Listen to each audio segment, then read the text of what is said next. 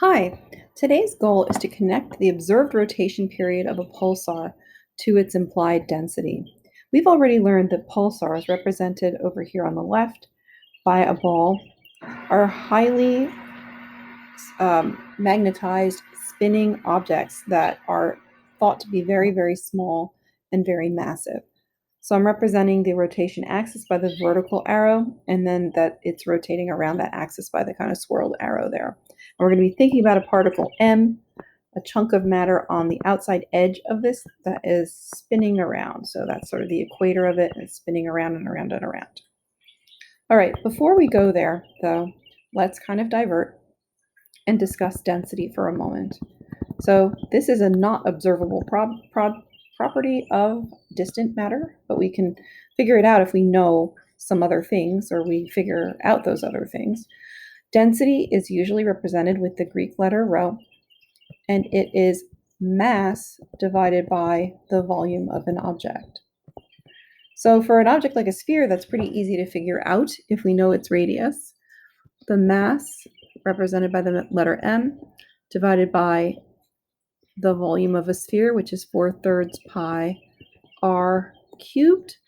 And if we want to fix that complex fraction up, we can just say that the density is equal to 3m over 4 pi r cubed. All right, so what we want to try to do is to come up with some sort of an equation that gets the rotation period correspondent to the density. So how?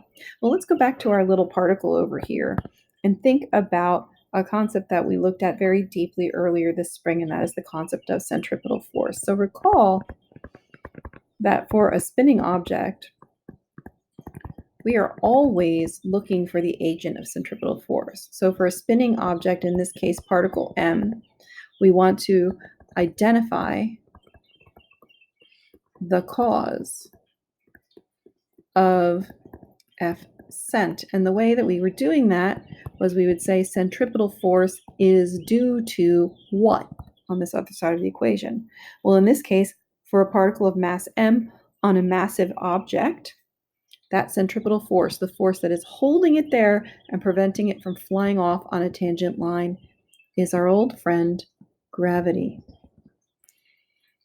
So we're going to begin filling in this equation on both sides with variables that we know. So this should feel comfortable and familiar. We've done this a million times before. So we've said m times a centripetal is equal to, well, what's going on over here? This is the gravitational force, gmm over r squared, where r is the radius of the pulsar.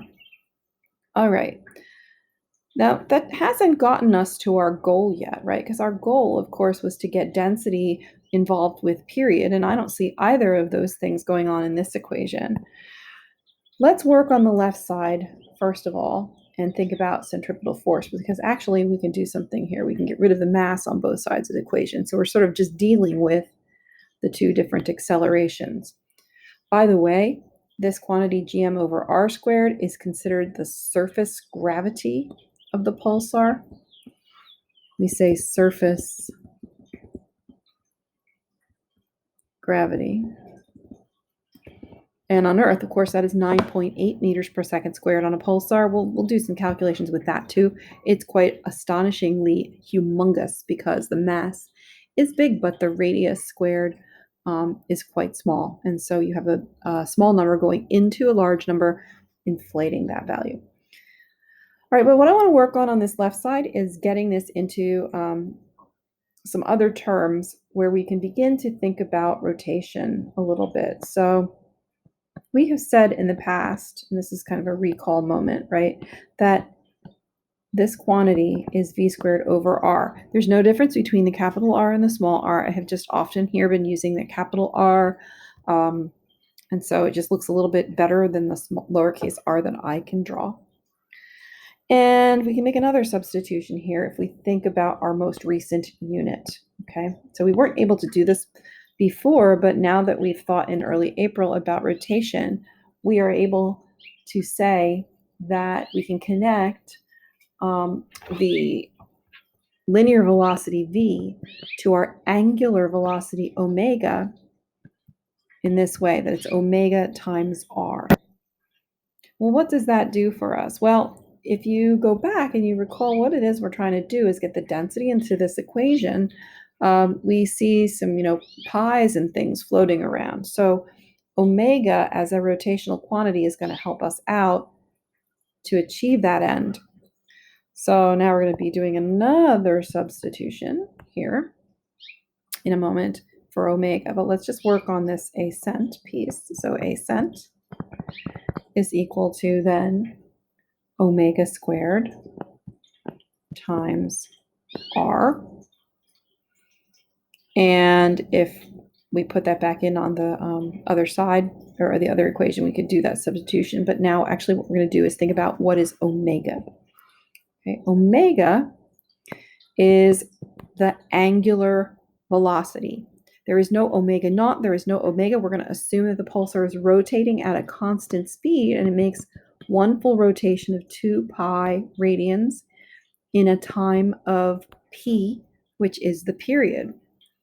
So we're now able to take this and substitute it over here, which will give us that, ascent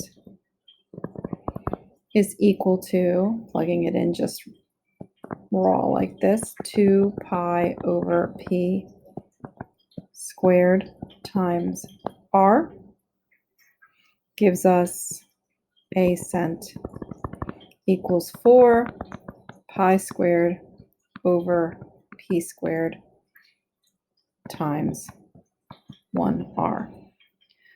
All right, all of that is going to go back over there to the left. I count on my left from my right, right? Over to the right, carrying this stuff down. 4 pi squared r over p squared. And this is not actually an equality. We're not thinking about this as being equal.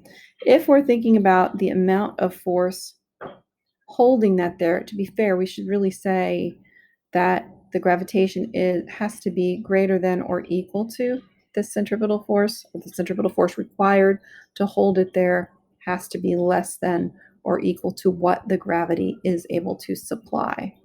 Okay, so this will give us, actually we'll see an interesting limit on what our density could be for this.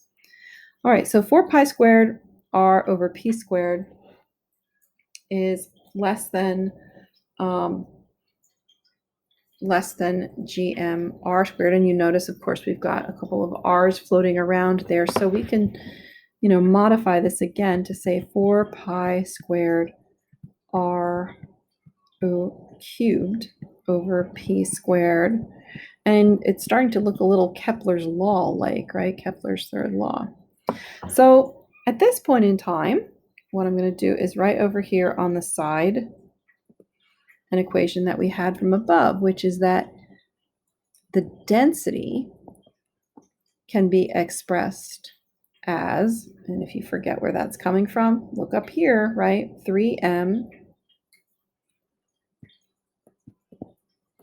over 4 pi r cubed.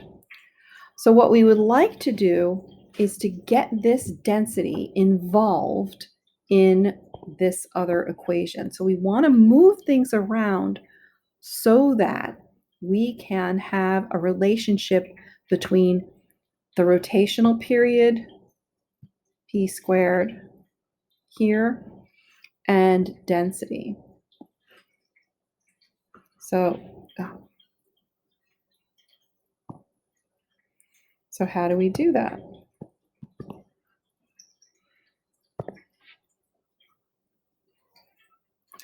If you move stuff around and you do this correctly, you will find the following relationship falls out. That density has to be greater than 3 pi over GP squared.